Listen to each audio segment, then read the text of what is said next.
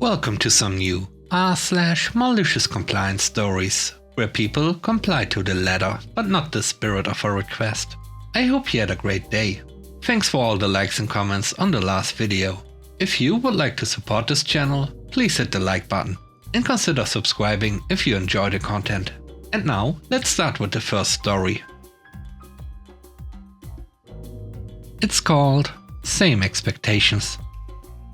Years ago, I took a job in another country for a very small company that taught English. My responsibilities included reviewing and editing lesson plans created by non-native English speakers. Many of the lessons taught EU English, while I am accustomed to US English. My boss and the only other native English speaker was from the UK. Therefore, there were certain nuances that I was unfamiliar with. That being said, I was one of the better people on the team QAing, but I wasn't perfect by any means. There were often glaring mistakes I saw slip through on lessons not assigned to me to review, but I never purposefully called people out for them. It was kind of a bad company and bad lessons to begin with, but if there were glaring mistakes, I would quietly fix them. One pay period, months after I had been working there, I received a decrease in my pay along with a note. The reasoning was because of X and X mistakes that had slipped through on my work. I was upset as this was not a part of my contract, but I couldn't really contest it in this foreign country. The note did however note that this decrease in pay for mistakes made on job duties was for all employees in my department. I knew that there were tons of mistakes on other lesson plans that weren't mine. So I pulled up the first one and began sending messages in the group chat for every mistake I could find. And there were a lot. I did this rapid fire until my boss, who was sitting across from me, sent a message that essentially said, "Don't worry, I can assure you I'm being held to the same standard and expectations," before he got up and walked away in a huff. After he walked out of earshot, my other coworker laughed and said he had messaged her and asked how I knew that particular lesson was one he had QA'd. I told her I didn't know, I had just pulled up the first one I knew there were mistakes on. I didn't get any more money taken out of my paychecks after that, but I left the company shortly after.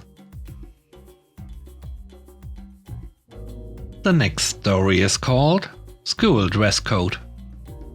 My all-male high school had a professional dress code and it was the early 90s, so there were a lot of options as far as color, style, fit, etc. I got a detention for not wearing a belt, but my dress pants had a built-in belt made of the same fabric as the pants. The disciplinarian wouldn't budge because the dress code said the belt had to be leather, so off to detention I went. Cue me thinking of how to maliciously comply. My grandfather was a master tailor who would do anything for me. I went to the big and tall clearance section and bought the ugliest, loudest and biggest rayon shirt and pants I could find. My grandfather darted the shirt in as many places as he could. When he was done, he had me try it on and gave me an orange leather belt to go with them. I can't even begin to tell you how many neon colors were on the shirt. The pants were a muted olive green. I had the orange belt, hideous multicolored argyle socks and white patent leather slip-on dress shoes. And since it was winter, I paired it with a 70s chocolate brown pleather trench coat. I went to school strutting like a peacock. The disciplinarian takes one look at me and tells me to get in his office. While in his office, he asks me if I think the dress code is a joke. To which I tell him, absolutely not. I don't want to get in more trouble for violating it, which is why I'm in the dress code. He looks like he's about to flip out when he realizes that I am absolutely right. He looks at me with his eyes twitching and asks me if I know how ridiculous I look. I told him that I think I look awesome and I have a well-tailored and fitting outfit with a leather belt, dress socks and shoes. He says, "But you don't come close to matching." I asked him where it says we have to match in the dress code, and he tells me to just get out of his sight. I think I won that round.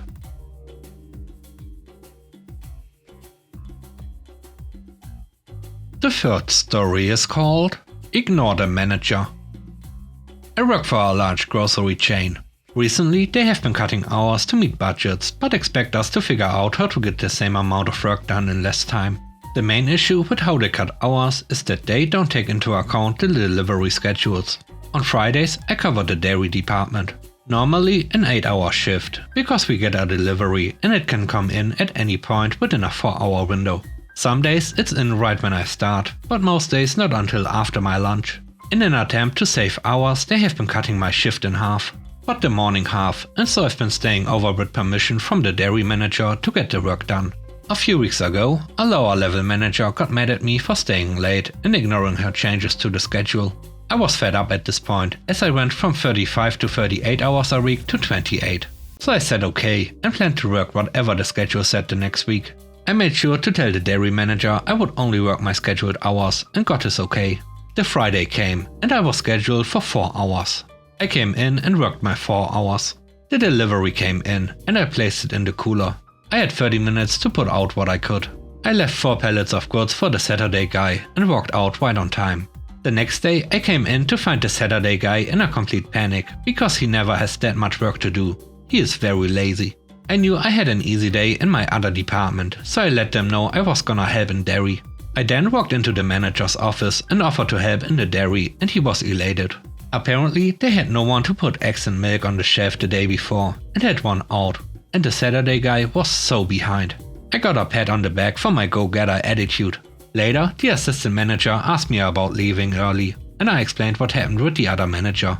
I was told to ignore her from then on out and just work my 8 hours.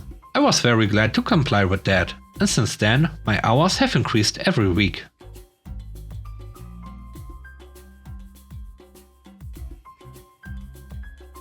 The last story is called Very Competitive. I'm in Australia, and this occurred this year. I used to do admin work in defense, and during that time I got rather qualified and experienced, specifically in people management and training people. I then left the uniform for various reasons.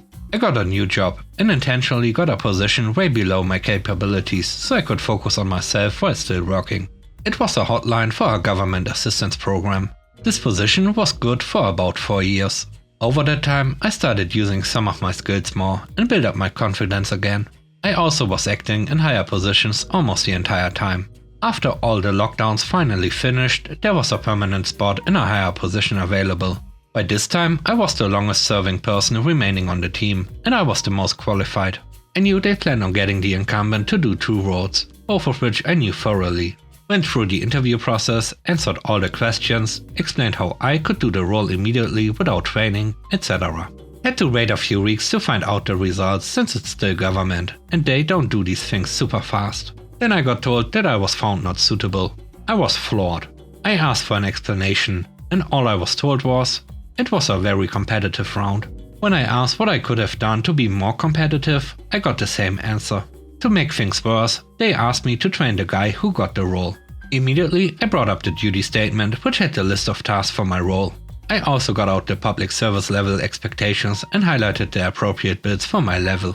Q. Malicious Compliance. Since I wasn't suitable to work at higher levels, I immediately stopped all work that wasn't at my level or in my job description. To say this put a dent into the extra work I was doing would be an understatement. I used to help out management with sorting out interpersonal disputes. I used to run a bunch of reports to find and sort out work that was missed. And I used to help the other teams to do their work. At this point, my days became super easy. I would do about 10% of what I used to, as that 10% was my actual job. The training I was doing was directing the guy to the procedures, and if he had questions, directing him to ask the supervisor. It was about a week of this before management noticed the training wasn't very in-depth. One by one, they asked me what was going on. Our structure had 6 supervisors at the time. Each and every time, I said the same thing. Unfortunately, I was found unsuitable for the role, so I can't teach someone how to do it. To say they were upset would also be an understatement, but they tried to stay professional. They then started questioning why I stopped doing all the extra work that I had been doing for years. I directed their attention to my duty statement and asked where it lists that work. They set the extra duties as directed.